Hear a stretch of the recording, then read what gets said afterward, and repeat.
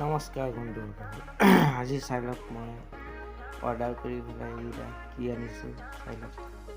Body মৰা guitar dumbbell ধুনীয়া আছে। আপোনাৰ বেছি নহয়, 2 কেজি এটা 4 কেজি হ'ব। ভাল লাগিছে, অৰ্ডাৰ দি আনিছোঁ। আৰু এটা আনিছোঁ, এইটো চব চেপেনা।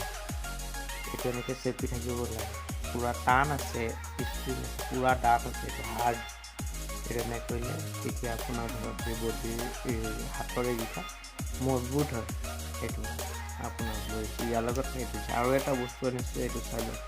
এইটো হৈছে আপোনাৰ সৰু থাকোঁতে আমি খেলিছিলোঁ, স্প্ৰিং পূৰা চবেই খেলিছে এইটো, কিন্তু স্পিনিং বুলি কয়। এইটো কৰিলে আপোনাৰ পেট কমে, জঁপিয়াই মাৰিব লাগে, তেতিয়া পেট কমে। কাৰণ মোৰ পেটটো অলপ বাঢ়ি গৈ আছে, সেইটো পৰা মানে এইটো দিছোঁ। আৰু এইটো ডাম্বেল, এইটো এনেকৈ মাৰিব লাগে। কালিৰ পৰা আৰম্ভ কৰিম, আজিলৈ